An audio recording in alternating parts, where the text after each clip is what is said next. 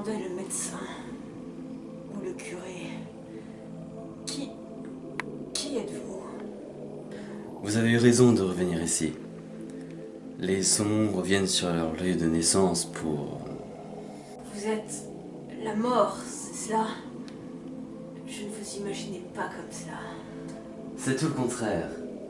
Je suis la vie.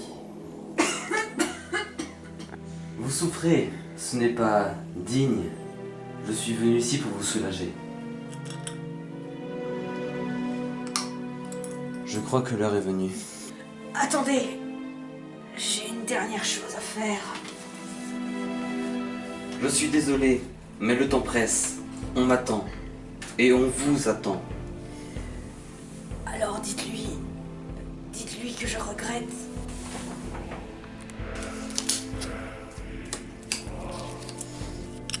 « 73, 72, 71... 53, 52, 51, 39, 38, 37... Par Baphomet, il faut que ça marche. 3, 2, 1...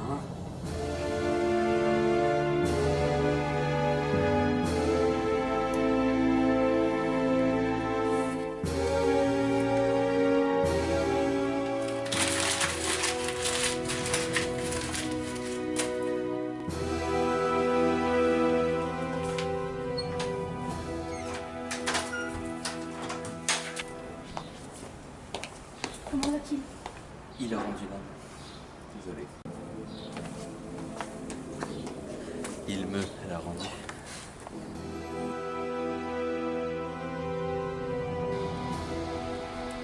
Jusque-là, ça va.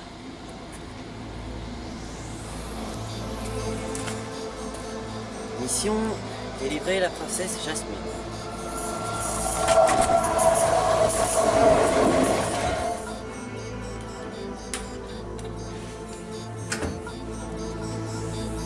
Au secours! Observez Saint-Georges terrassant le dragon. Vous n'allez pas m'attaquer. Vous n'allez pas bouger jusqu'à ce que j'ai libéré Jasmine qui se trouve juste à côté. 3, 2, 1, réveil. Voilà, princesse. Viens.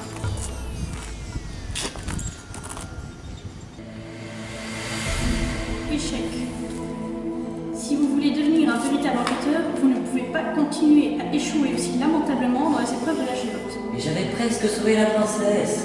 On verra au débriefing. Qui peut me dire quelles erreurs inqualifiables le CI Chen a-t-il commises?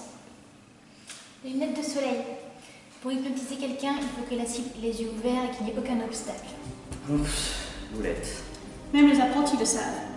9e échec consécutif au niveau 36 de la géote, donc. Vous feriez mieux de jouer à Candy Crush. Seul l'esprit étroit pense que vaillance rime avec insolence. D'autres remarques plus pertinentes? A-t-on le droit de faire apparaître des démons pendant les simulations? Absolument interdit. C'est une manière indirecte de faire apparaître les esprits mauvais. Et puis de toute façon, on ne peut pas plus vaincre un démon dans une simulation que dans la réalité. Mais pourtant, les démons ne sont pas indestructibles. Ça suffit, Alexandra. De toute façon, seuls les insensés s'attaquent à des démons. Et il en sera ainsi tant que personne n'aura maîtrisé de ce piège dans cette bestiaire. Le dragon jaune n'a rien contre toi, tu sais. Il est comme ça avec tout le monde, il veut juste tester nos limites. Ouais, mais... En même temps, si la gentillesse se vendait au kilo, il pourrait s'acheter un tirtique. C'est dur, mais la géode est le meilleur truc pour progresser. Et j'ai adoré ta tête quand tu as fait déjà.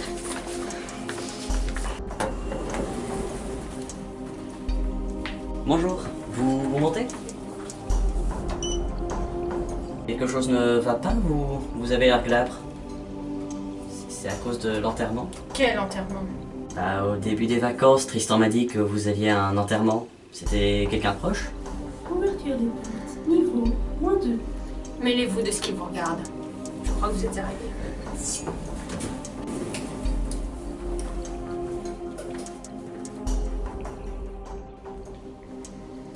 Vous êtes en retard, Sir Raphaël. Là, vraiment stupide comme Hulk.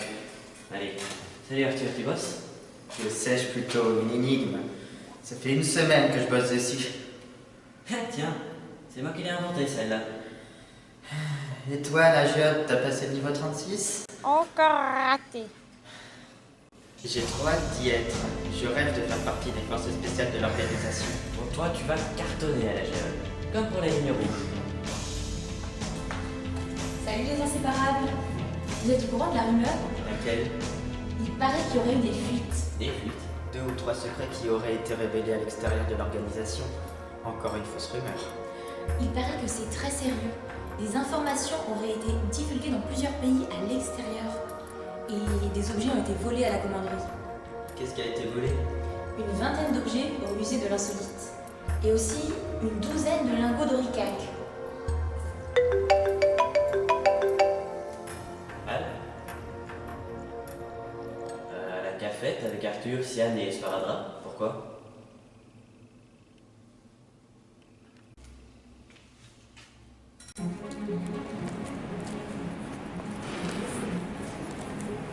Salut Hortense, toi aussi tu te balades dans les cours? Ben non, on est samedi. Toi aussi t'es au lycée La Fontaine? Tu te fiches de moi? Ben désolée, je suis pas du tout physionomisme. Bon ben, à lundi alors.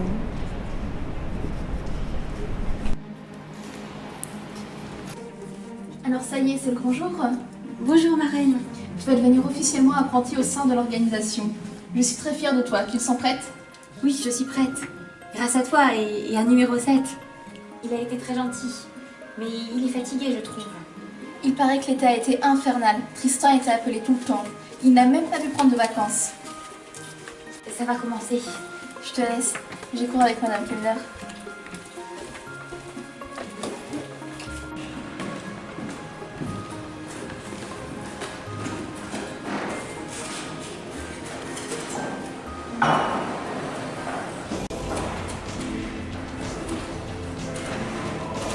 Chers apprentis, je vous souhaite la bienvenue dans la confrérie des Chevaliers de l'Insolite. Si vous souhaitez en faire partie et devenir à votre tour des chevaliers, vous devrez respecter 3 règles.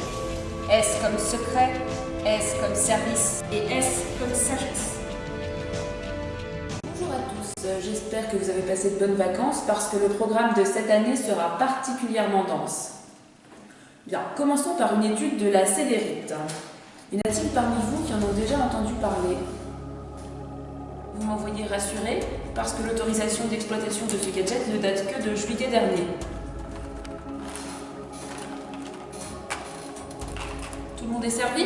Attention, à mon signal, nous avalons tous la pilule ensemble. 1, 2, 3. Tu sens quelque chose? Rien du tout.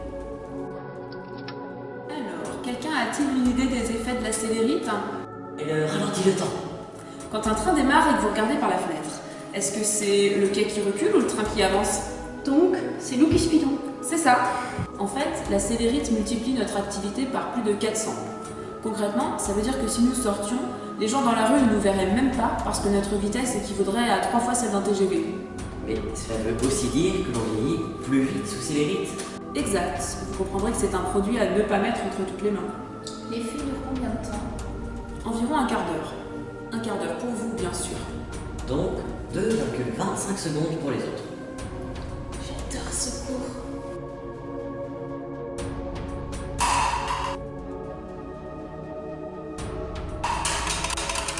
Nous allons maintenant passer à une expérience de transfert.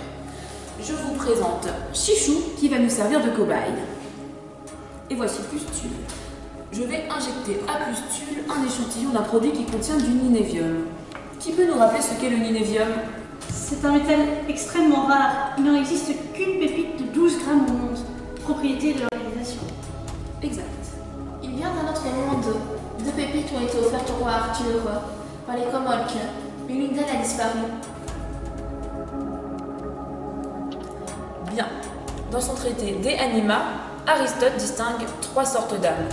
L'âme végétative, celle des plantes, l'âme sensitive, celle des animaux, et bien sûr l'âme humaine.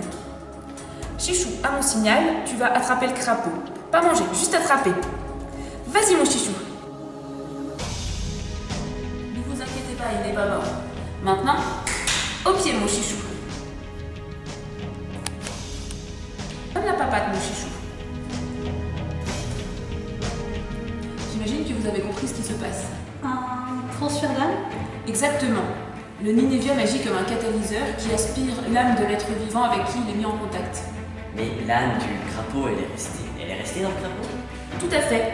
Pustule et Chichou ne font plus qu'un. Un batracien. Et c'est possible avec l'âme humaine aussi?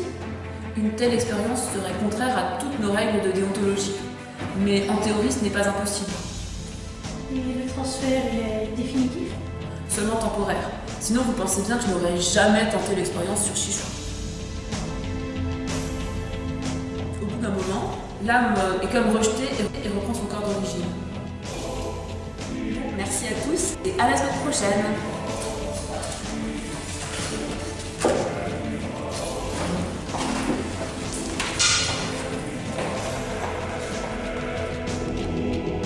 Alors Raphaël, j'ai 2 ou 3 trucs hyper bizarres à te raconter. Tu es où À la cafette avec Arthur, Sian et Sparadrap. Pourquoi?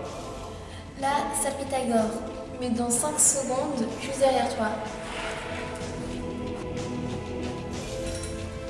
Géant! Maintenant, je choisirais la célérite comme gadget pour la jeune. Je le vois. Tu as encore loupé le niveau 36. Encore raté. En fait, c'est quoi les trucs bizarres que tu voulais me raconter? Stop. Et si on allait manger? Il y a Suzanne d'abord. Ne me dis pas qu'elle porte des fringues démodées depuis plus de 15 jours. Aucun risque. Bref, hier, au lycée, elle a eu la meilleure note pour l'histoire. Ah, c'est vrai que c'est bizarre. Peut-être qu'elle s'est mise à travailler. Ça m'étonnerait. Elle m'a juste dit qu'elle était devenue magicienne et elle refuse de me révéler son secret. Tu n'as qu'à lire dans son esprit. Pas avec les amis.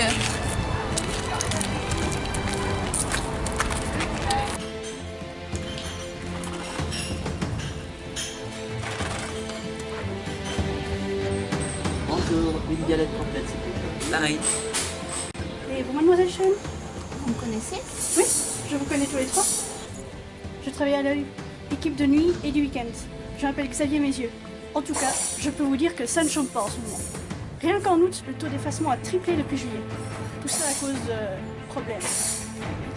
Ah, le devoir m'appelle.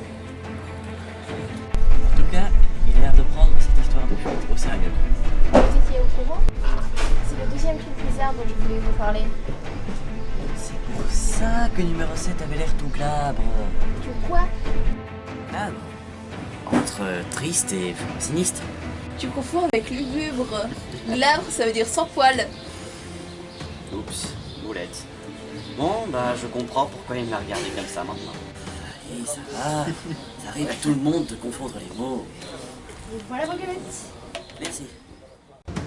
C'est vrai que numéro 7 a une tête de yaourt périmé en ce moment.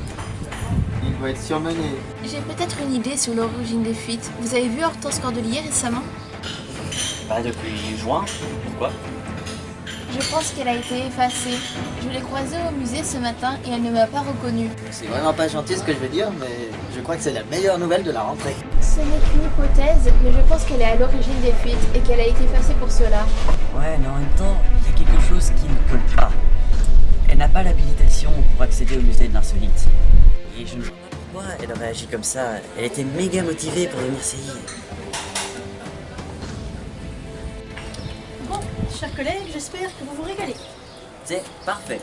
Merci beaucoup. Est-ce que vous pouvez nous donner l'édition? L'édition? Mais vous êtes mes invités. Je vous l'ai déjà dit, je travaille à l'œil. Alors, quoi de neuf dans le calendrier? Eh bien, la nouvelle promo d'apprenti a commencé les cours. Olympe a arrêté son régime. Et il y a eu des fuites un peu partout dans l'organisation. C'est pas moi, promis. Heureusement. Et là, je suis sérieux. Parce que même si tu as un peu contribué à sauver le monde, au prochain dérapage, zap, tu seras effacé. Je sais. Mais j'ai toujours ma carte de la SSR. Ah tiens, la SSR. J'avais oublié celle-là. Et tu as entendu parler de cette puce électronique qui s'implante sous la peau?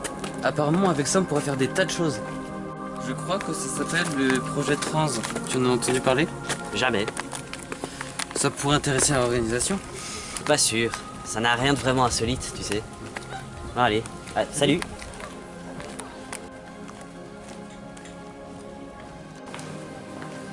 Hey Sarette. Hey Suzanne. Hey, salut Suzanne a de super pouvoirs. J'ai la mémoire absolue. Tiens, tu vas écrire des mots super compliqués et moi, en 5 secondes, je vais les mémoriser. Allez. Tristan est là? Non, mais il a laissé un mot. Une urgence à la commanderie. Grave. Aucune idée. Donne la liste. Et voilà.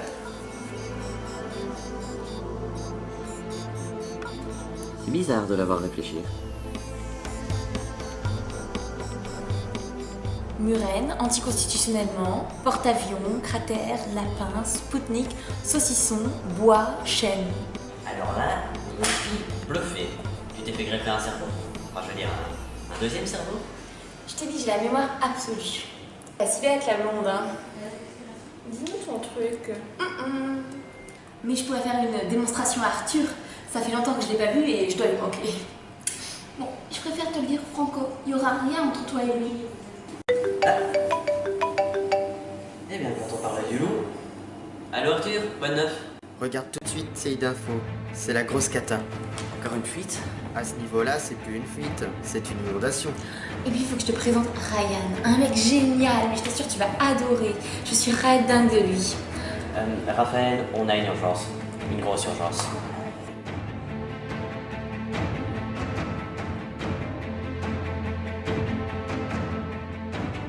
Bonsoir et bienvenue sur CI d'Info. À l'issue du conseil exceptionnel des chanceliers qui s'est achevé il y a moins d'une demi-heure, l'état d'alerte orange a été déclenché. Dans un instant, nous serons en direct avec numéro 4, chancelière de la commanderie Asie. Bonjour chancelière et merci de nous consacrer quelques instants alors que vous êtes sans aucun doute sur le pied de guerre. Bonjour Johanna, oui je vous confirme que la situation est très tendue ici et je ne pourrai malheureusement vous consacrer que très peu de temps. Pourriez-vous brièvement nous faire un point de la situation ? Oui, tout à fait. Les faits sont les suivants. La nuit dernière, à 2h du matin, heure locale, un site d'information chinois a mis en ligne un dossier très complet sur notre commanderie Asie. Oui, qui est situé, je le rappelle, pour nos téléspectateurs, dans les sous-sols du temple d'Angkor Wat au Cambodge. Exactement. Des photos et des vidéos ont ainsi été rendues publiques. À 2h27 du matin, j'ai réuni une seule île de crise et décidé d'évacuer la commanderie. Nous avons pu sauver les archives, un peu de matériel, et à 6h du matin, j'ai déclenché le mécanisme d'autodestruction. La presse et la police cambodgienne sont arrivées sur le site en moins d'une heure, et à l'instant où je vous parle, c'est-à-dire 22h30 actuellement, le site d'Angkor est infesté de journalistes, de touristes et de curieux. Le ministre cambodgien de l'Intérieur doit également tenir une conférence de presse dans quelques instants. Avez-vous déjà une idée des sources qui ont pu alimenter ce site d'information chinois ? Il est encore trop tôt pour le dire. Je suis désolée, je vais devoir vous laisser parce que j'ai encore 1001 affaires urgentes à régler. Croyez simplement en ma détermination et celle de l'ensemble de la commanderie Asie à surmonter cette épreuve et à mettre au jour la vérité. Draco Draconem adversus Bellat. Vous êtes là? Dans le salon.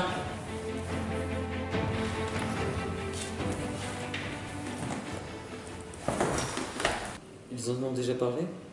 Pas encore. Mais on sait que TF1 fait un reportage. Ils vont certainement le diffuser. Étonnante découverte à Angkor, l'un des fleurons du patrimoine de l'humanité. Un vaste réseau souterrain vient d'être découvert sous l'un des plus célèbres temples du monde, au Cambodge. Si l'on devait faire un parallèle, c'est comme si on découvrait soudain l'existence de salles souterraines inconnues, sous Notre-Dame de Paris ou sous le Louvre. Chacun y va donc de son hypothèse, et les autorités cambodgiennes prennent cette affaire très au sérieux. L'enquête a été confiée à la commissaire principale, Madame Daria Han.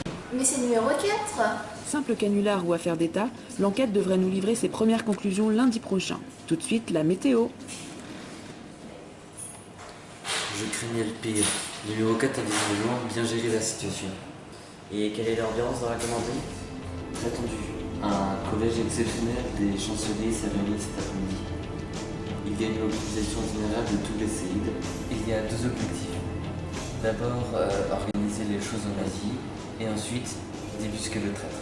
Les chanceliers ont demandé une enquête interne. Elle sera dirigée par un séide écossais, MacGregor. Loé était dans la tombe. Et il regardait Clara. Salut camarades, salut les jeunes. Vous habillez mes yeux du restaurant Terminor. Si vous croyez que je vais laisser mes collègues vous voyer, vous vous mettez le doigt dans l'œil. Bon, j'ai un message. Vous êtes convoqués par numéro 7 demain matin. 8h précises, dans son bureau. Salut. Salut. Tristan n'est pas avec vous? Non, il a dû filer cette nuit pour une réunion de travail avec l'équipe chargée de l'enquête. Vous ne trouvez pas que ça pue? Ah, c'est sparadrap. Il a encore dû fouiller dans les poubelles cette nuit. C'est une vraie infection. Vous n'êtes pas inquiet? Curieux plutôt. En tout cas ici, tout le monde s'est mis en mode panique. Hier, j'avais l'impression d'être dans une fourmilière piétinée par un éléphant. C'est l'heure. La ferme, boule plus haute. Je sais pas ce qu'il lui prend. Il m'a fait un cercle incroyable pour nous accompagner.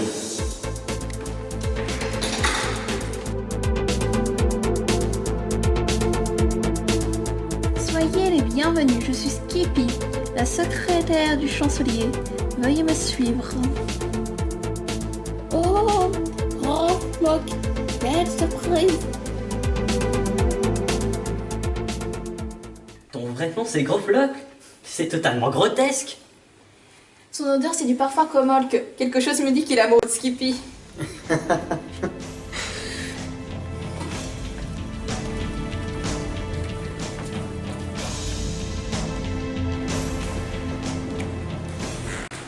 Il ne vous aura pas échappé que l'organisation traverse une crise grave. Il y a quelque part un traître, dans nos rangs, dont l'objectif est la déstabilisation, peut-être même l'anéantissement de notre confrérie. Non, rien à voir avec Hortense Cordelier. Elle a été effacée parce qu'elle a enfreint la règle des 3S. Du côté de la commission d'enquête sur MacGregor, nos travaux n'ont pas commencé. Cependant, on a déjà tenu 2 vidéoconférences. Premier constat, il apparaît que la taupe est une personnalité très haut placée dans l'organisation. D'après plusieurs documents qu'on a pu recueillir dans le site chinois, il paraît que certains documents proviennent du réseau Améthyste. Quoi? Eh bien, pour faire simple, il s'agit d'une sorte de réseau interne ultra sécurisé. Une sorte de super réseau social, si vous voulez, auquel n'ont accès que certains membres triés sur le volet. Il s'agit des chanceliers, de certains séides, de la plupart des archivistes. Moi-même, je n'ai pas accès au réseau. Et avec les caméras, il n'y a pas moyen de savoir qui a volé l'oricalque et pillé l'armoire au sortilège? C'est la première chose que nous avons vérifiée. Or, toutes les captations centralisées dans l'œil ont été effacées depuis ce réseau améthyste. Et je suppose qu'aucun écho visuel n'a été détecté dans le musée de l'insolite. Notre taupe est extrêmement habile et connaît parfaitement les rouages de notre organisation. Nous avons 41 suspects. Je voudrais vous confier une mission. Il s'agirait de travailler de votre côté parallèlement à l'enquête officielle pour débusquer le traître. Nous sommes très honorés, mais vous ne croyez pas Que les membres de la commission MacGregor sont beaucoup plus aguerris? Si, bien sûr. Alors pourquoi nous? J'ai une confiance absolue en vous 4.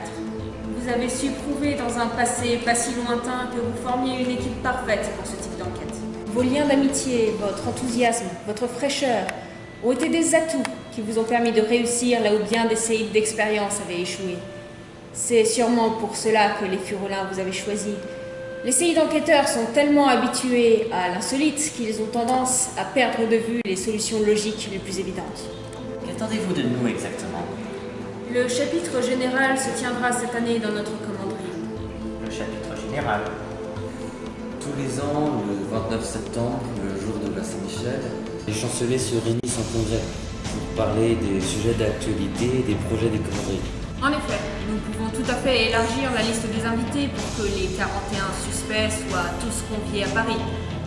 Cela vous laisse donc une quinzaine de jours pour imaginer un piège. Au travail, mes jeunes amis, l'organisation compte sur vous. Il en va de sa survie. Chancelier, vous pouvez compter sur nous. Les techniciens de l'organisation n'ont toujours pas réussi à tracer le piratage du réseau améthyste. Ce traître doit être un véritable virtuose de l'informatique. Bon, pour positif, au moins, il n'y a pas encore eu de nouvelles fuites. Enfin, pour le moment. Au fait, où est Sparadrap? Aucune idée. Hé, mais qu'est-ce qui te prend? Je suis le seul qui bosse ici, et vous ne faites rien pour m'aider. Si le maître des énigmes sèche, on est mal. Arthur et moi, on a quand même une idée. On dit qu'aux 41 suspects qu'on va leur faire voir un sérum de vérité. On En fait, on leur donne de l'eau avec un colorant, et le seul qui n'a pas la langue bleue, c'est le traître. Aucun C ne tomberait dans ce piège grossier. Non, il faut trouver mieux. Au fait, j'ai une énigme. Suzanne est dans sa salle de bain. Quelqu'un réfléchit. Qui c'est? Facile, le miroir. Arrêtez avec ça, Suzanne est loin d'être idiote et vous le savez.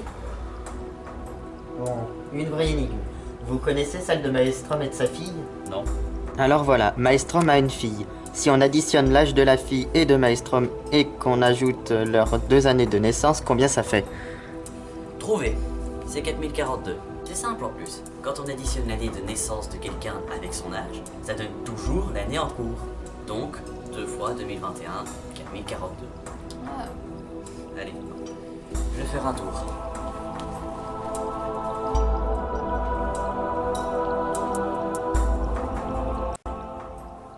Je sais que tu n'es pas là, maman.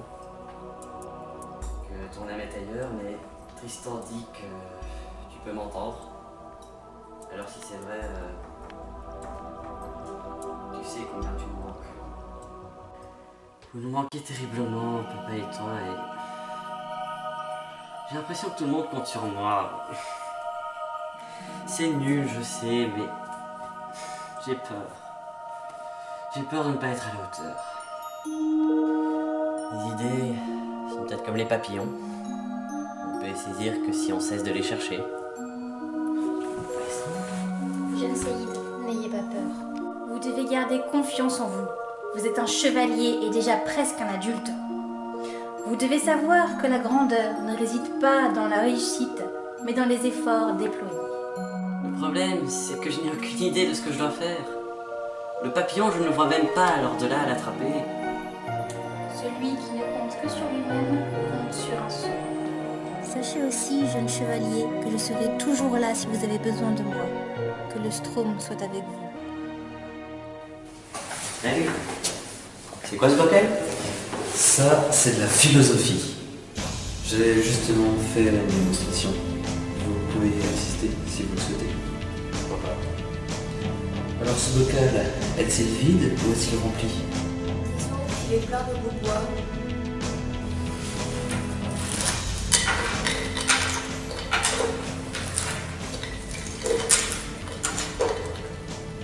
Et maintenant? Maintenant il est plein. Vous êtes sûr? Certaines. Dans un instant, mesdemoiselles et messieurs, je vais vous délivrer un enseignement primordial.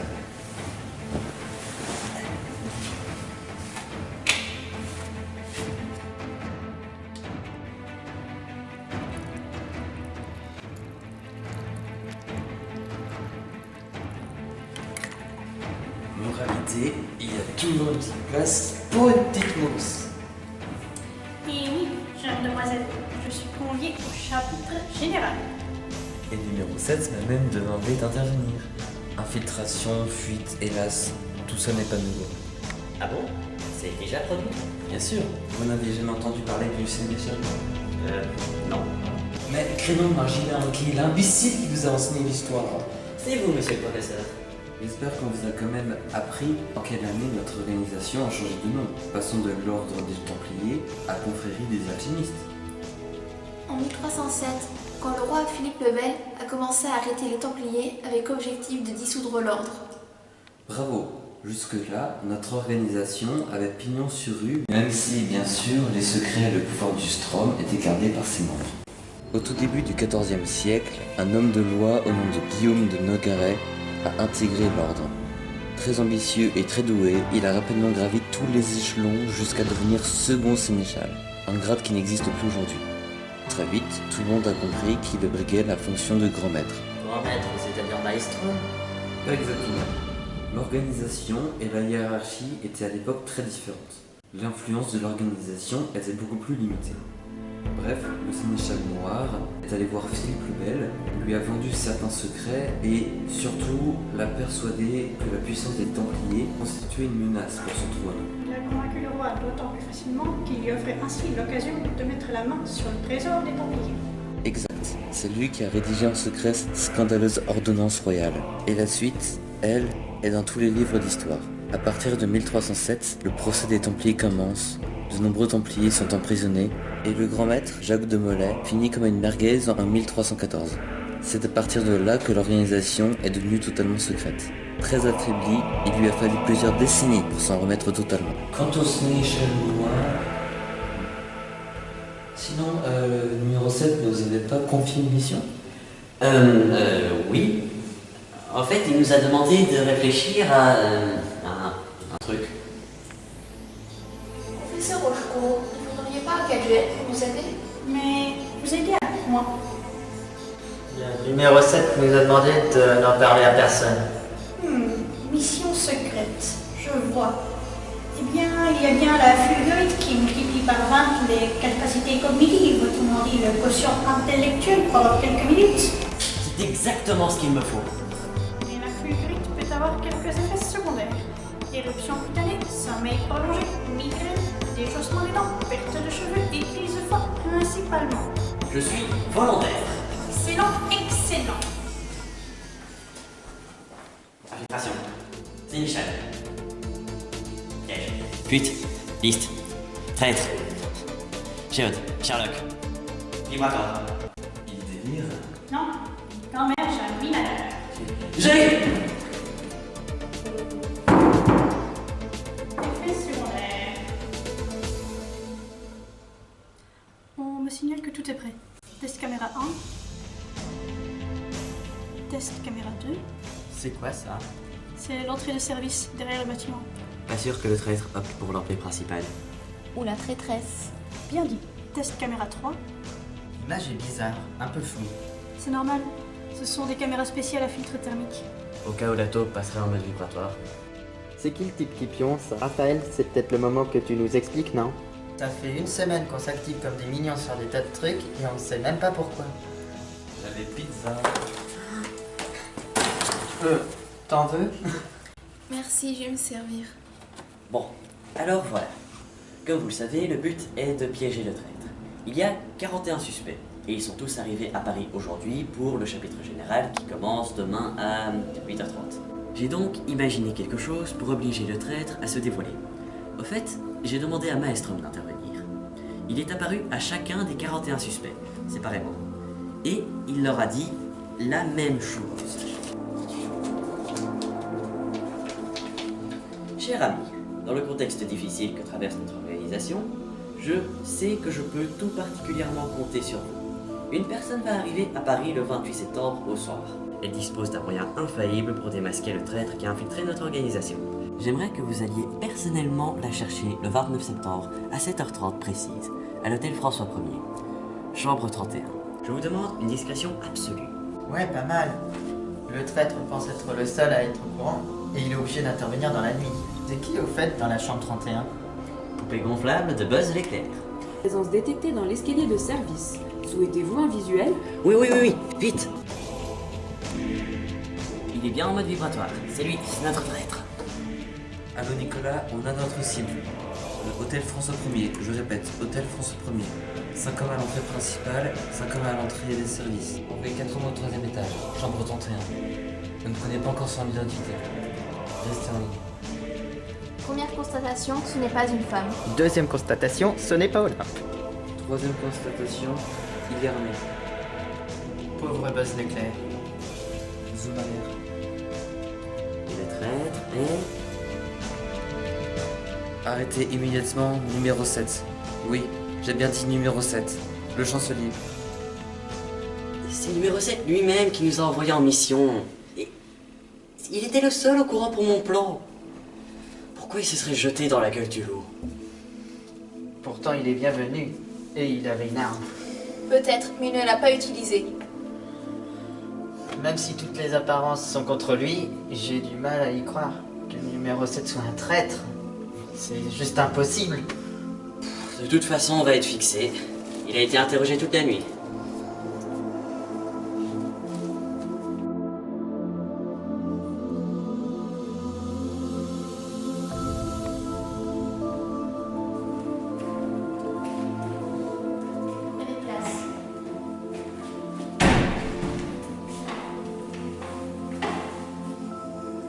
En ce jour de la Saint-Michel, nous devions nous rassembler pour notre chapitre général annuel. Pourtant, les événements de cette nuit nous obligent à différer cette réunion à demain. Séance tenante va s'ouvrir le procès de numéro 7. Accusé, levez-vous. Le collège des chanceliers a désigné Tristan Milan pour assurer votre intérim en tant que numéro 7.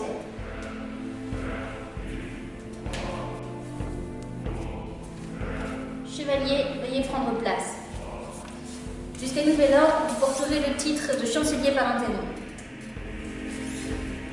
Dans l'histoire de notre organisation, c'est la première fois qu'un tel tribunal doit se réunir pour juger l'un des nôtres. Faites votre devoir. Servir notre organisation pour le bien de l'humanité est ma raison d'être. Je me plierai aux décisions prises par ce tribunal, quelles qu'elles soient. Vous pouvez vous asseoir. Vous comparaissez aujourd'hui devant ce tribunal pour haute trahison et tentative de meurtre. Plaidez-vous coupable? Non. Vous avez donc plaidé l'innocence? Non plus. Étiez-vous, oui ou non, cette nuit, à 3h du matin, à l'hôtel François Ier? Je suppose, puisque c'est là que j'ai été arrêtée. Je n'en ai strictement aucun souvenir. Une amnésie soudaine? Sans doute. Je me souviens avoir vu Tristan Milan hier soir, avoir travaillé tard dans mon bureau et m'être soudain retrouvé menotté dans un camion qui me reconduisait à la commanderie. Pourquoi étiez-vous armé d'un pistolet Beretta 92 muni d'un silencieux? Je vous ai déjà répondu. Je l'ignore. Je vous ai posé exactement la même question lors de votre interrogatoire, mais votre réponse a été radicalement différente. Vous m'avez dit, je vous cite, « Je devais éliminer l'intrus ». Ce n'est pas possible, ce n'est pas moi. Première hypothèse, celle que le numéro 7 nous mente. Et quelles seraient ses motivations? Quelqu'un pourrait exercer un chantage sur lui. Est-ce le cas, numéro 7? Avez-vous une famille, des enfants? Mes parents sont décédés. Je n'ai ni femme, ni enfant. Je n'avais qu'un frère, mais il n'est plus. Deuxième hypothèse, celle que numéro 7 soit un agent infiltré d'une puissance ennemie dont l'objectif serait de nous détruire. Un agent dormant qui aurait été activé. Vous pensez à Baphomet? À 3 reprises au cours de ma vie, j'ai prononcé des vœux. En mon âme et conscience, jamais je ne les ai reniés. En tout cas, pas à ma connaissance. Je cite à comparaître le docteur Martinez, qui a examiné tout à l'heure le suspect. L'analyse du langage corporel est mon champ de recherche depuis plus de 20 ans. Et pour la première fois de ma carrière, je suis dans l'incapacité d'établir un diagnostic. Pour vous donner une image, si le mensonge était de couleur noire et la vérité de couleur blanche, je dirais que la teinte observée chez numéro 7 est grise. Je vous remercie, docteur. La troisième hypothèse que nous allons étudier est celle de la possession diabolique. Je cède la parole à Pavel Romsky, qui dirige la cellule de veille contre les sectes satanistes. Il n'est pas toujours aisé de distinguer si une personne est possédée ou simplement dérangée. Pour moi, nous ne sommes pas dans un cas de possession. Mais je me permettrai de suggérer un examen plus approfondi de numéro 7. Le jury prend note de votre suggestion. Il nous reste à examiner la quatrième hypothèse, celle de la folie. Professeur Dufresne. Je suis formelle. Je n'ai été scellée chez numéro 7, ni démence, ni paranoïa, ni trouble bipolaire, ni dépression. Cependant, j'ai perçu à un moment donné de notre entretien quelque chose de très étrange, d'inhabituel. Vous pourriez être plus précise? Là, ce n'est plus le médecin qui parle, c'est l'ami de numéro 7. Vers la fin de notre conversation, il s'est comme déconnecté. C'était presque imperceptible, il s'est immédiatement repris et nous avons continué à parler. Pourtant, j'ai eu la nette impression que quelque chose de profond venait de changer. Pouvez-vous dire un changement de personnalité?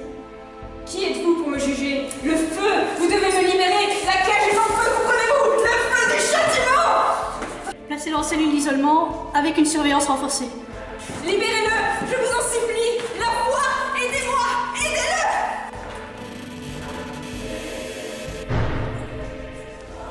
Chers amis, en application du règlement intérieur, le tribunal de chancelier vient de juger l'un de ses pairs. Numéro 7 est déclaré coupable de haute trahison et de tentative de meurtre. Il est déchu de son titre de chancelier et est exclu de l'organisation. Il sera donc effacé et rendu à la vie civile. Compte tenu des circonstances, la sentence sera applicable dans 7 jours.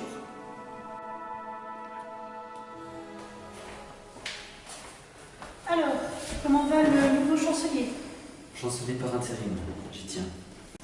Et comment va le numéro 7? Il accepte bien le jugement, mais ses crises semblent s'intensifier. Je n'ai pas très faim. J'ai un devoir à finir. J'espère que ce n'est pas à cause de moi. Non, j'ai juste tous les trucs en vrac. Tu veux que je convienne? Non, c'est bon. J'ai envie d'être seule.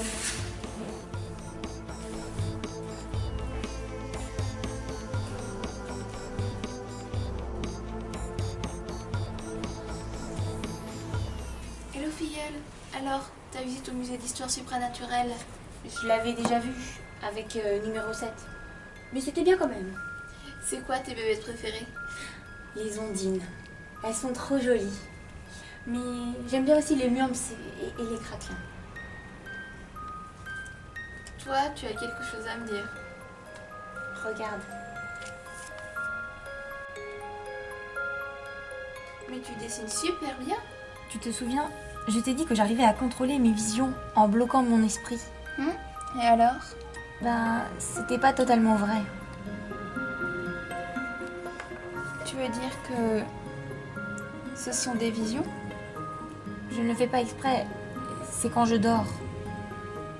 Parfois, le matin, je retrouve un dessin que j'ai fait dans la nuit. En vrai, je ne sais même pas dessiner. Pourquoi tu ne m'as rien dit? J'avais peur. J'ai la trouille qu'on me dise que j'ai enfreint la règle des 3 S. Et j'ai la trouille de ce qui arrive à numéro 7 et que ça m'arrive aussi. Et j'ai pas envie qu'on me renvoie à l'hôpital et que je sois effacée. Tout va bien. Personne ne va t'effacer. Faudrait juste parler de tes visions à Tristan. Et tu ne seras jamais toute seule. Tu m'as moi, ta marraine et ton amie.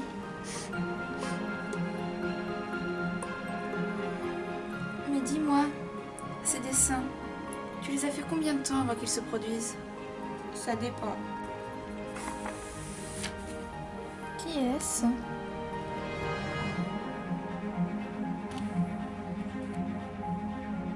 Mais bien sûr, ça explique tout. Surtout, ne change rien. Je fais le retrouver Tristan. Je crois savoir ce qui est arrivé à numéro 7. Il n'est ni dingue, ni menteur, ni possédé. Ça, c'est le corps de numéro 7. Le sel, c'est son âme. Quelqu'un y a rajouté du poivre, soit une autre âme. Ce n'est pas l'organisation qui a été infiltrée par un traître, mais numéro 7 lui-même qui a été infiltré par une âme. C'est possible, Constance? En théorie, peut-être. Mais il est évident que nous n'avons jamais expérimenté le transfert d'âme sur des humains. Qui pourrait commettre une telle abomination? Et pourquoi?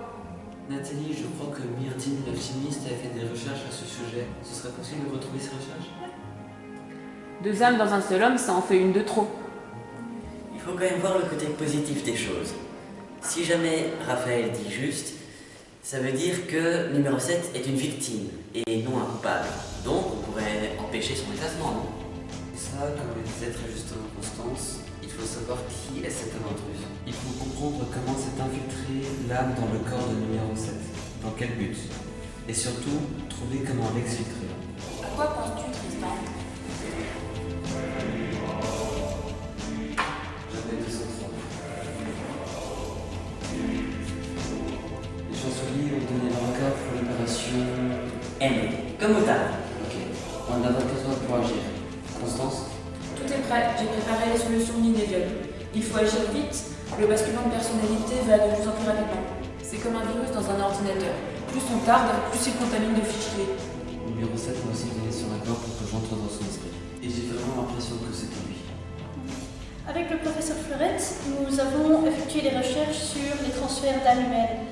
Un alchimiste du XIe siècle affirme que, après le décès, une âme patiente pendant 77 secondes dans le corps humain. Et il fait référence aux travaux d'un certain Myrdine. Myrdine, ça ne serait pas par hasard... En effet, Myrdine ou Merlinus ou l'enfant sans père, mais il est en effet le plus connu sous le nom de Merlin l'Enchanteur. Il a vraiment existé, même si la réalité est très différente des romans et des films. En vérité, on sait assez peu de choses sur lui, à part qu'il fut l'un des plus grands alchimistes de toute l'histoire de notre organisation et qu'il était proche du roi Arthur. C'était au VIe siècle. Une époque où science et magie se confondaient quelque peu. Quand les migrants Comolk ont donné leurs fameuses pépites de Ninévium au roi Arthur, c'est Myrdine qui les a étudiées. C'est lui qui a fait les premières découvertes sur les facultés de ce matériau, et en particulier son pouvoir sur les âmes. Malheureusement, les manuscrits en question ont été perdus. Vous pensez que cette autre qui habite numéro 7 pourrait être une âme capturée à la mort de quelqu'un? C'est en effet une possibilité. Cette autre aurait alors trouvé refuge dans le corps du numéro 7, mais pour en savoir plus, il faudrait nous lancer dans des recherches qui pourraient être très longues et fastidieuses. Avant de t'introduire dans l'esprit du numéro 7, tu devrais peut-être essayer d'en apprendre un peu plus sur son passé. Tu as parfaitement raison. Nathalie? Je n'ai trouvé qu'une mention de son nom et sa date de naissance. Son vrai nom est Alain Berthier et il est né en 1964. Alain Berthier. Je n'imaginais pas qu'il aurait un nom si normal. Ça ne m'apprend rien. Il me faudrait des informations sur sa vie privée, sur sa vie personnelle. Malheureusement, ça ne sera pas possible. Son dossier a été supprimé du réseau adventiste. C'est certainement un coup du traître. Enfin, de l'autre, je veux dire. Il doit forcément y avoir un dossier quelque part. En effet, mais les archives papier sont dans les sous-sols du Louvre-Lens, près de Lille. Allez-y. Vous me raconterez ce que vous avez trouvé à votre retour. Que le soin soit avec vous. On peut assister à la téléportation. Si Constance ne voit pas d'inconvénient. Pas d'objection.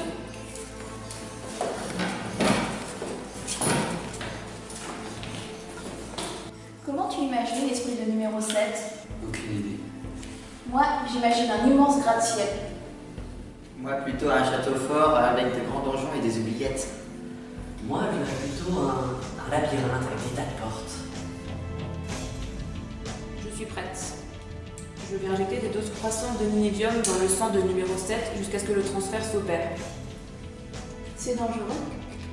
Pour Tristan, je ne pense pas. Au pire, son âme sera immédiatement expulsée, un peu comme un rejet de greffe. Pour numéro 7, je mentirais si je disais que cela ne présentait pas de risque. Bon, Tristan, tu peux maintenant établir le plan. Attendez, il se passe quelque chose de pas normal. Sortez, sortez tous.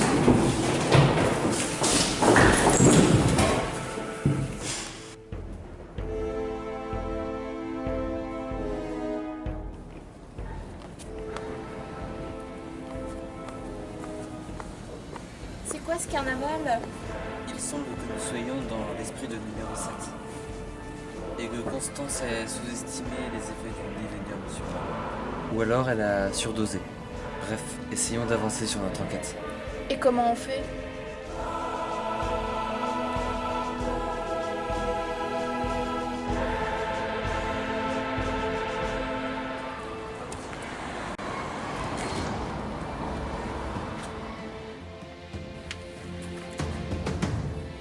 Qu'est-ce qu'on cherche exactement? Nous devons avoir le plus de détails possible. Essayons d'identifier l'autre. Le petit là, j'ai l'impression qu'il nous appelle. Où ça? Y a personne.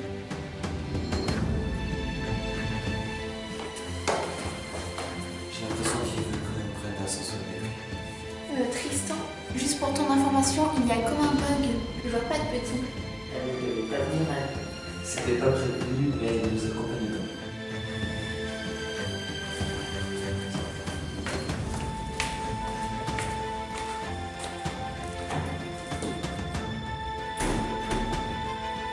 Est-ce que tu ne serais pas Alain, avant Berthier? Tu penses que c'est numéro 7 enfant? Possible, mais pas certain.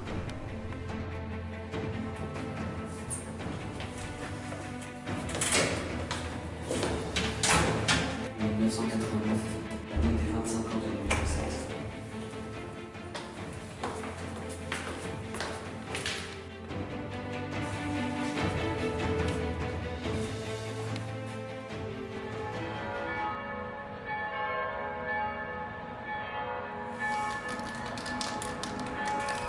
C'était le mariage du numéro 7. J'avais 12 ou 13 ans à l'époque.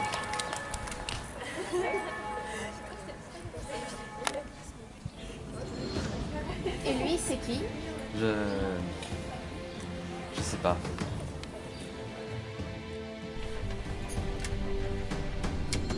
Cette fois, nous faisons roule vers le présent.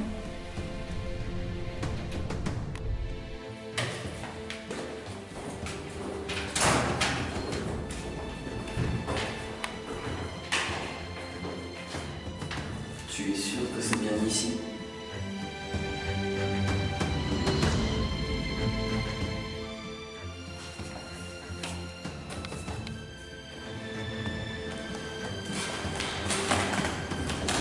Ça va bientôt arriver. Qu'est-ce que ça veut dire?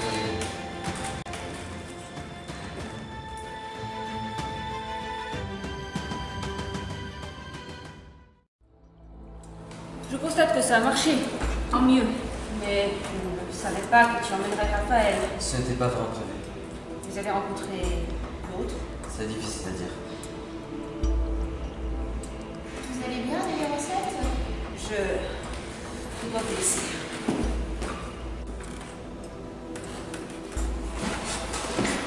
Qui êtes-vous? Que faites-vous là? Je suis l'antivirus et vous êtes le virus. Vous ne comprenez rien. Sortez d'ici. On le suit. Ça ressemble au manoir de la tante Anna. J'ai déjà vu cette scène dans le cahier de Sibylle. Sauf qu'il n'y avait pas numéro 7. Si, c'est bien lui. Entrez. J'attendais le médecin ou le curé. Qui êtes-vous? Vous avez eu raison de revenir ici. Les saumons reviennent sur leur lieu de naissance pour...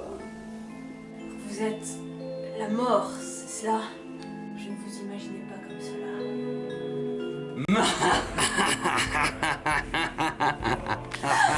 C'est du cinéma tout ça.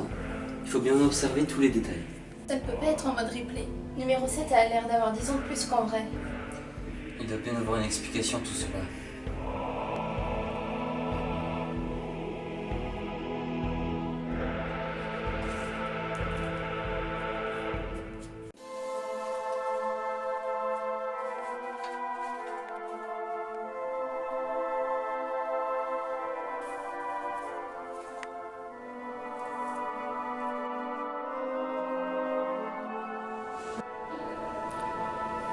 Y'a quelqu'un? Raphaël, je suis là. Ne bouge pas, j'arrive.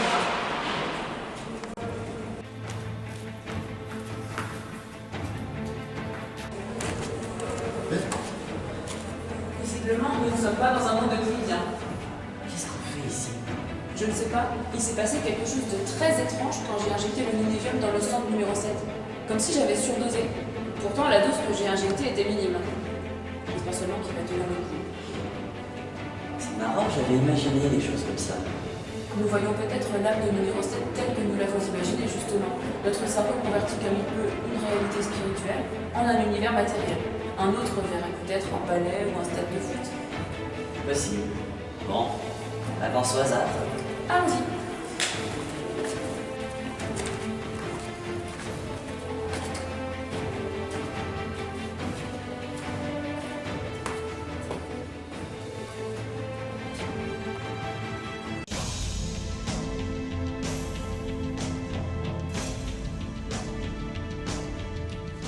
Yes! Maman, cette fois c'est sûr, j'ai réussi à déplacer un objet sans le toucher. On est en train de découvrir sans le savoir les pouvoirs du Strom.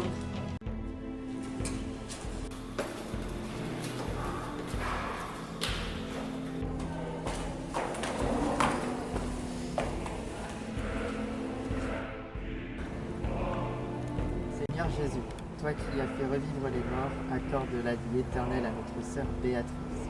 Nous t'en prions. C'est l'enterrement. D'une certaine Béatrice, visiblement. Il me semble que c'était le prénom de la femme de numéro 7. Elle est morte à peine un mois après leur mariage. C'est horrible. Bon. Et elle est morte de quoi?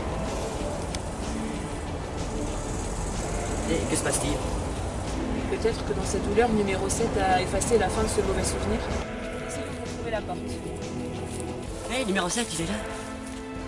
Qu'ai-je fait, mon Dieu, qu'ai-je fait?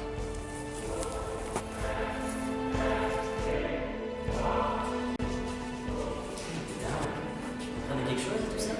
Pas plus que toi. Nous avons vu quelques souvenirs de numéro 7. À notre retour, il faudrait les croiser avec ceux dont les autres ont été témoins.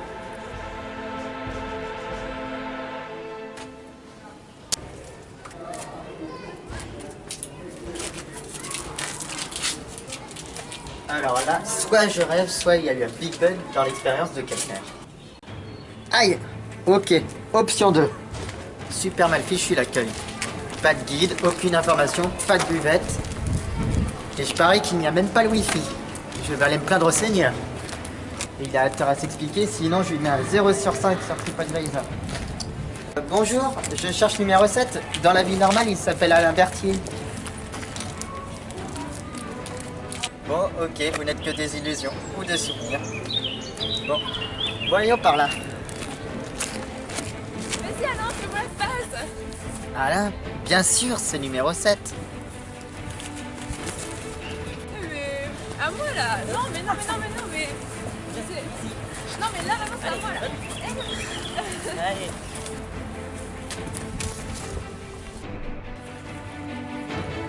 T'as qu'à utiliser ta main invisible.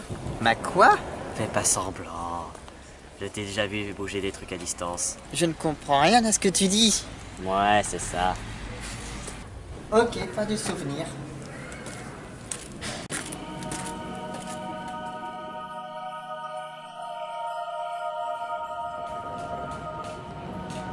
Béatrice, tu sais ce que j'éprouve pour toi depuis très longtemps et j'ai l'impression que c'est réciproque. En même temps, aimer, c'est décider de regarder ensemble et pour toujours dans la même direction. Je crois que nous avons la même vision des choses, n'est-ce pas? 100% d'accord. Pour être solide, une maison doit être construite sur du roc, pas sur du sable. Super. Dans ce cas, j'ai une petite question à te poser. Accepterais-tu de faire un petit bout de chemin ensemble? Un petit bout de chemin de combien de temps? Disons, toute la vie? Oui, j'accepte. Et puis, plus longtemps encore si c'est possible.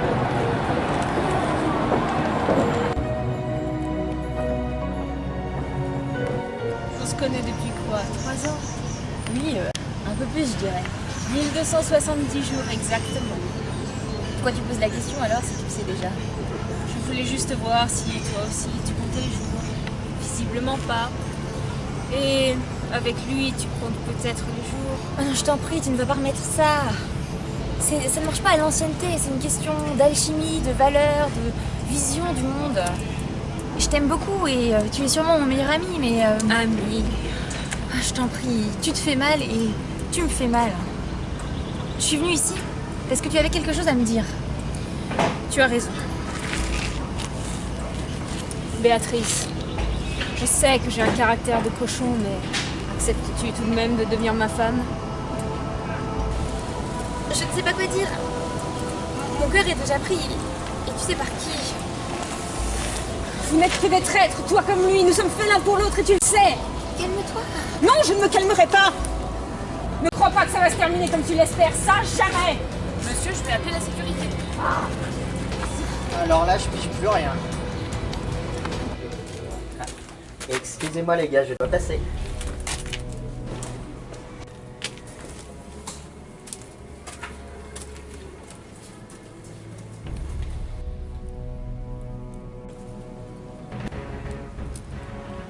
Béatrice!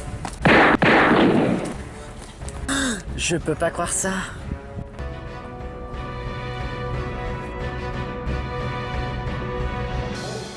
On n'attendait plus que toi pour le débrief.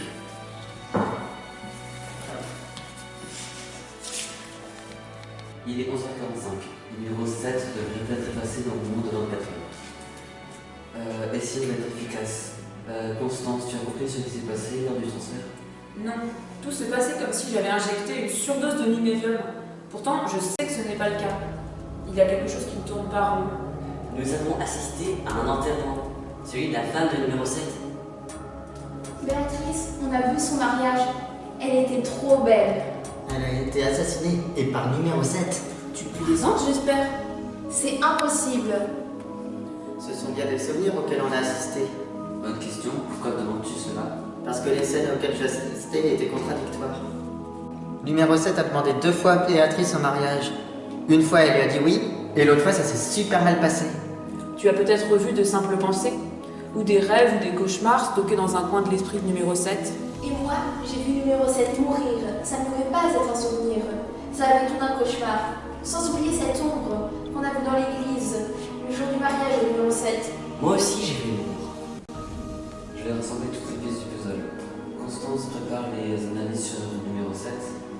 Les autres reposez. On se retrouve à 15h.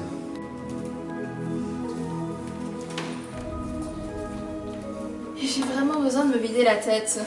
Tu n'as qu'à appeler Suzanne. Sale moche. Cela dit, bonne idée. Ça fait 15 jours que je l'ai pas vue. À toutes. À toutes. On va à la cafette? Allez, go.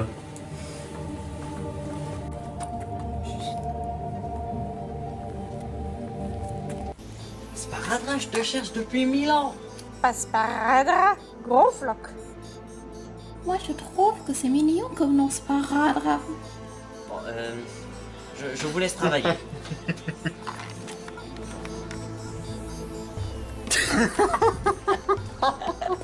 D'accord.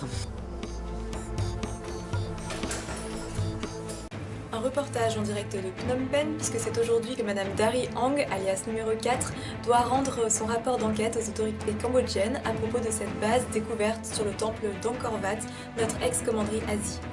Enfin, en avant-première, un reportage très complet sur la genèse du projet Géode, avec sur notre plateau notre invité, Monsieur Tsang Ling Yung, professeur bien connu de la commanderie. Pas ça.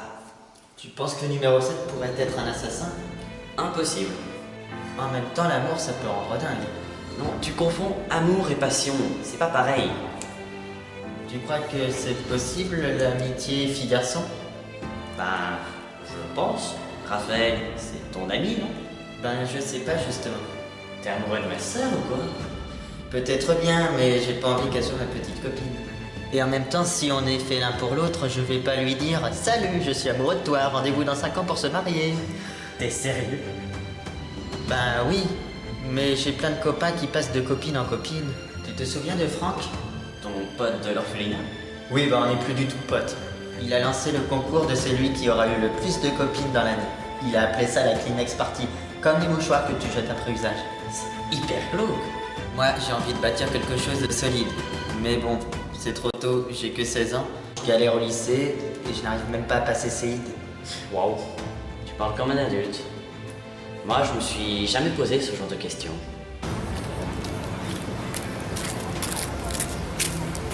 Je te laisse mon amour, allez, elle arrive.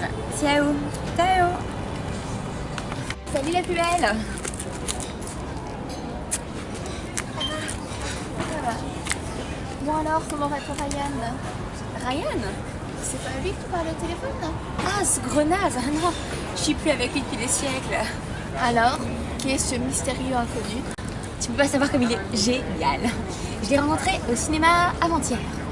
Il s'est abandonné ses potes et puis s'est approché et il m'a dit « Quand je vois tes yeux, plus rien n'est important au monde. » Un grand poète. Ah oui. Alors du coup pour lui, j'ai appris tous les poèmes de Baudelaire. C'est impossible. Tu oublies ma super mémoire.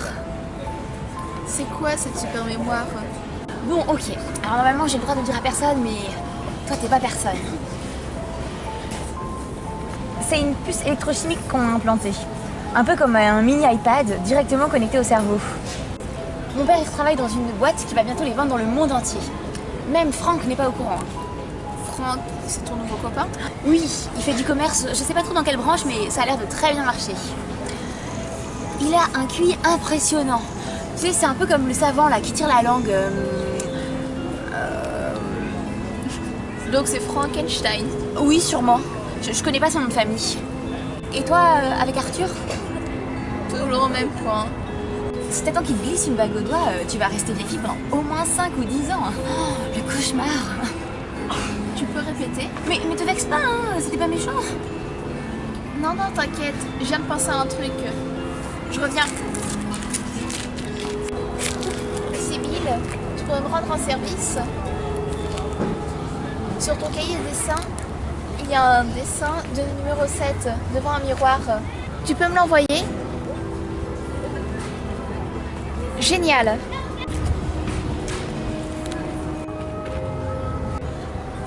Allô Tristan? Je viens de faire une découverte. J'ai identifié l'âme qui entre en numéro 7. Je sais qui est l'autre. Alors, comment considère ces deux neurones? Elle fait le parfait amour avec un type rencontré il y a 48 heures. Figure-toi que c'est un de tes amis, Arthur. Franck. Je crois pas, on en parlait justement à midi. Première chose, l'état du numéro 7 se dégrade rapidement. Si nous ne le guérissons pas très vite, il mourra.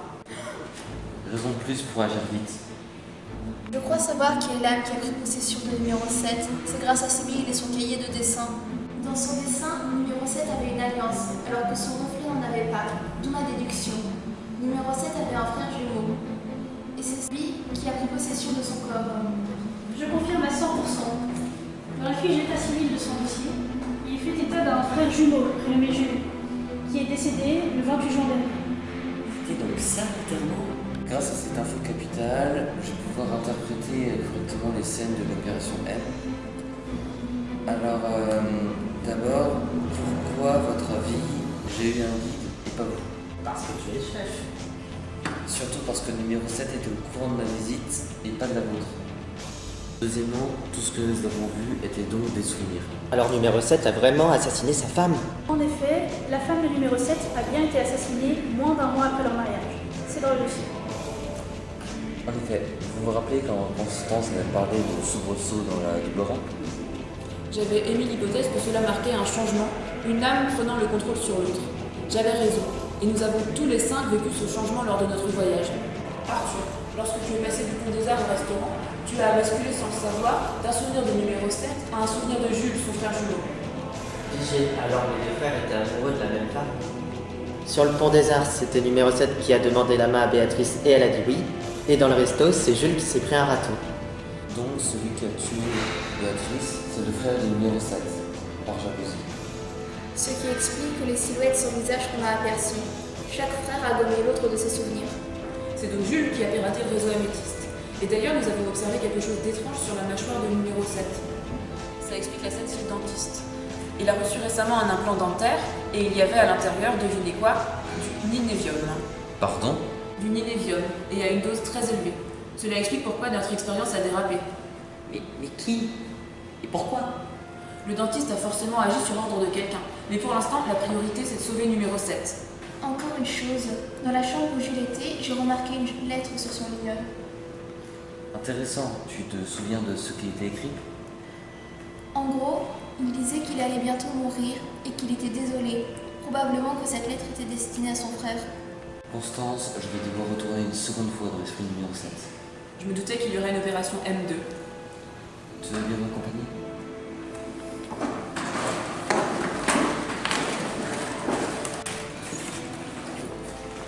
Xavier, je vais avoir besoin de votre aide pour un sauvetage. Si ce décor sort de ta tête, il faut vraiment penser à te faire soigner. Tu vois notre guide? Là-bas.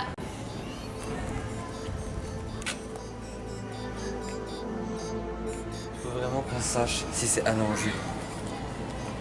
Tu sais qu'on n'a pas le droit de suivre des inconnus.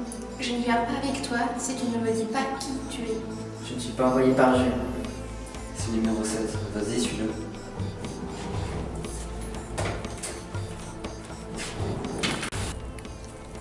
Regarde. Ce sont les funérailles de Jules. Mais qu'est-ce qu'il fait, lui?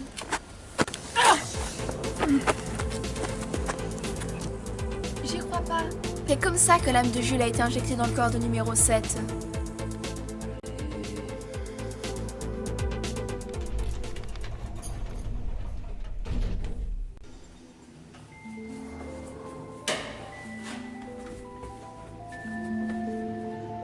Tu ressembles comme deux gouttes d'eau à ton frère. C'est pas vrai, il est pas comme moi. C'est vrai. Lui, il est beaucoup plus poli.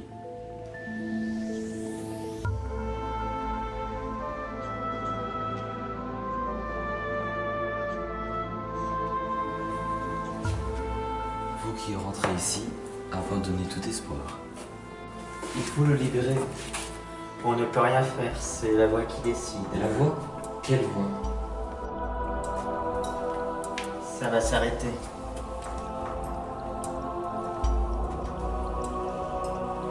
Vous n'avez rien à faire ici. Vous devez m'écouter, on a très peu de temps. On ne s'échappe jamais des flammes de l'enfer. Vous n'êtes pas dans l'enfer, vous êtes enfermé dans l'âme de votre frère Alain.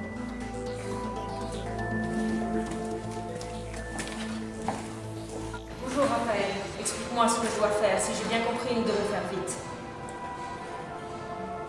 devez briser la vitre qui vous sépare de votre frère. Et comment fait-on? Vous devez pardonner à Jules. Cela fait bien longtemps que je lui ai pardonné. Pas totalement.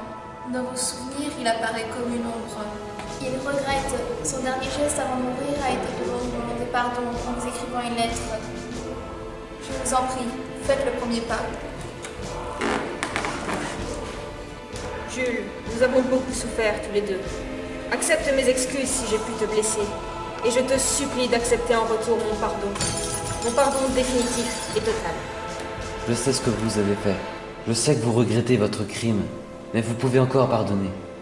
C'est trop tard. Non, ce n'est pas trop tard. À vous de jouer. C'est maintenant ou jamais. Alain, du plus profond du cœur, et même si je ne le mérite pas, je te demande pardon. Pardon pour le mal que je t'ai fait. Pardon pour le mal que j'ai fait à Béatrice. À la femme que tu aimais et que je t'aimais. Je crois qu'on a réussi. Je suis heureuse pour vous. Non, pourquoi maintenant? Je pense que c'est ressorti.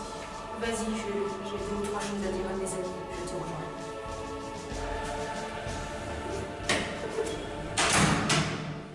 Comment ça? Bienvenue aux passagers au pluriel. Non, non, c'est pas possible. C'était la seule issue possible. Mais ne soyez pas triste. Vous m'avez rendu mon honneur et vous m'avez rendu mon frère. Avant de partir, il faut que je te transmette quelques consignes pour la suite. Numéro 7.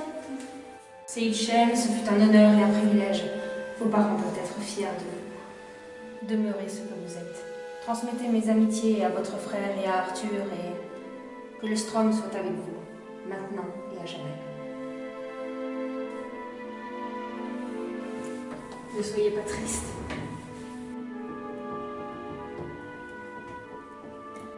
Bonjour Jules, la voix, qui était-ce? Je ne sais pas. Trouvez l'homme au rat, c'est lui qui avait cette mission. Quelle mission? Infiltre, sabot, 29, œil.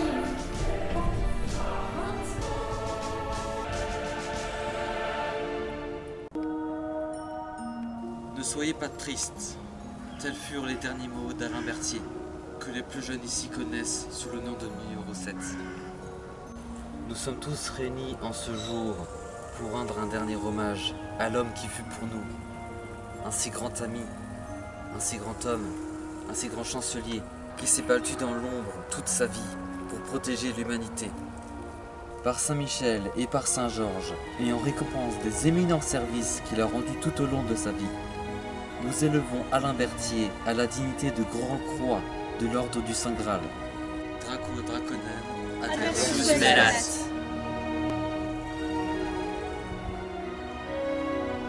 Merci pour ce bel hommage. Je souhaite bon voyage à celui dont nous honorons aujourd'hui le souvenir. Jadis, on écrivait Hic sunt Dracones sur les cartes marines pour indiquer la fin du monde connu. Mais cela n'arrêtait pas les voyageurs audacieux, car la mort n'est pas une fin, c'est tout au plus une frontière. Je souhaite aussi annoncer officiellement la nomination de Tristan Milan en tant que chancelier Europe. Saluons le nouveau numéro 7. Le chancelier est mort. Vive le chancelier!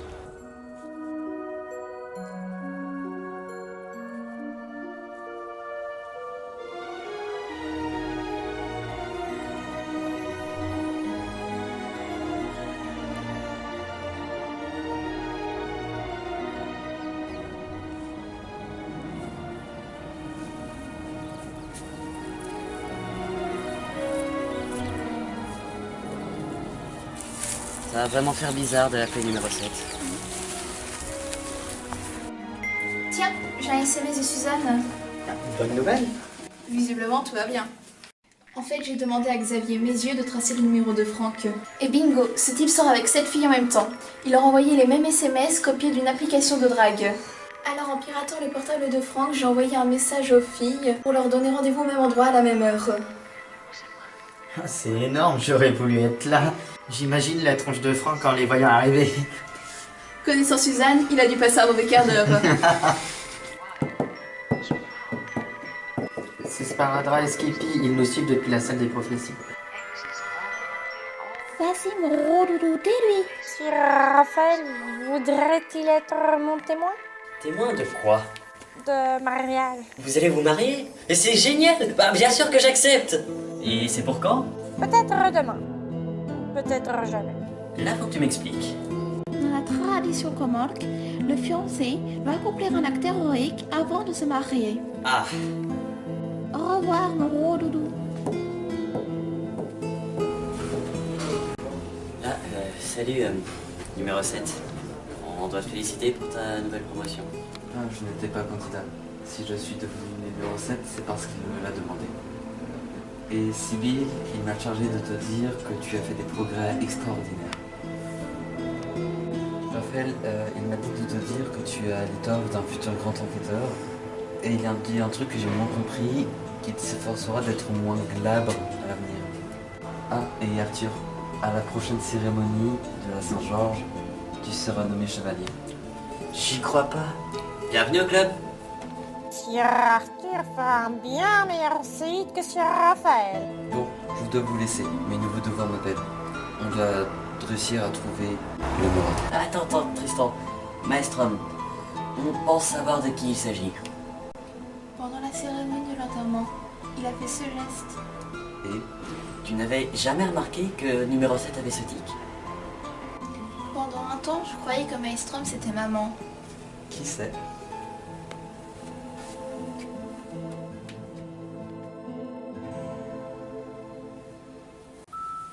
Qui est là? C'est moi.